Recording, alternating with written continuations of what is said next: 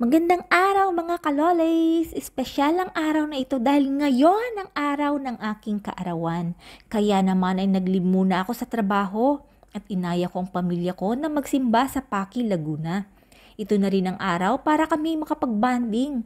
Ang simbahan sa Pakil ay may layong 41 kilometers o mahigit isang oras na biyahe mula sa aming bahay.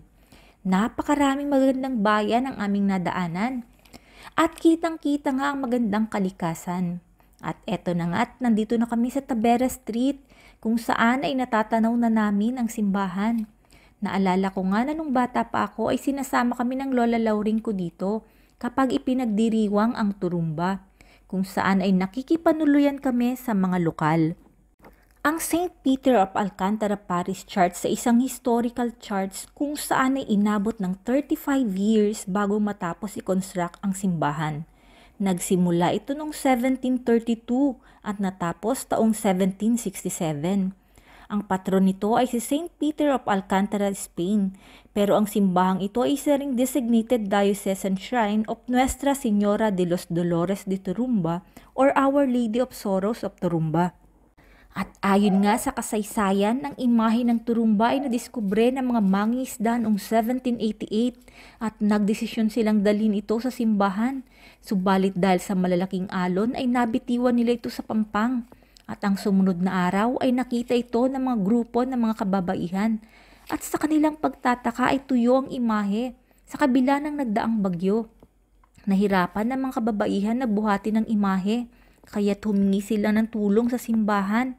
At nang dumating nga ang mga pare, ay matagumpay nila itong nabuhat, kaya't nagbunyi ang mga tao. Nagsimula silang umawit at sumayaw. Simula noon, ang turumba ay naging bahagi ng debosyon ng mga lokal at ng mga kalapit bayan nito. Ang turumba ay sinasabing mula sa salitang natumba sa tuwa or trembling with great joy. Nakamamangha ang ganda ng arkitektura at disenyo sa loob at labas ng simbahan. Ang siling ang higit na umagaw ng aking atensyon.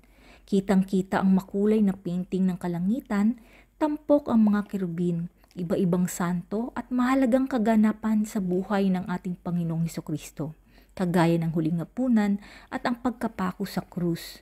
Nandito rin ang imahe ni St. Peter of Alcantara at ang Nuestra Señora de los Dolores de Turumba.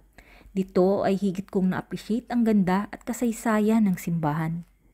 Sa gilid ng simbahan ay ang kumbento, sacristy, adoration chapel at ang ecclesiastical museum in honor of Our Lady of Turumba. Ang wall ay naglalaman ng mga imahe at mahalagang impormasyon tungkol sa Our Lady of Sorrows of Turumba sa wikang Ingles at Pilipino. Sa second floor naman ang Adoration Chapel kung saan nakalagay ang original na oil painting ng Our Lady of Sorrows of Turumba.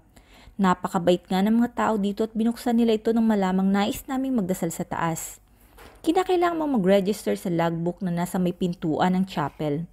Meron ding toolbox sa kaliwa sa may entrance na may papel, ballpen at envelope kung nais mong maghulog ng petition.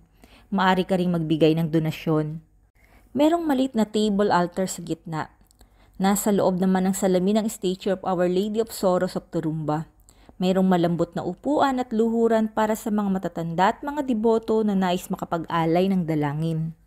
Sa aking panalangin ay nagpasalamat ako na muli akong nakabalik dito at ngayon nga ay kasama ko pa ang aking pamilya. Salamat po sa panibagong taon sa aking buhay. At nawa ay pagkalooban niyo po ko ng marami pang taon ng mabuting kalusugan. At nawa lahat ng pangarap ko para sa akin at sa pamilya ko ay matupad. Napaka-peaceful nga dito sa Adoration Chapel. Ang iconic oil painting ay nasa gitna ng salamin na may bendisyon na sampagita at langis na ipinapahid ng mga deboto. Meron din silang ibinibigay na libreng maliit na tela ng damit ng Our Lady of Sorrows of Turumba na may kasamang maikling panalangin.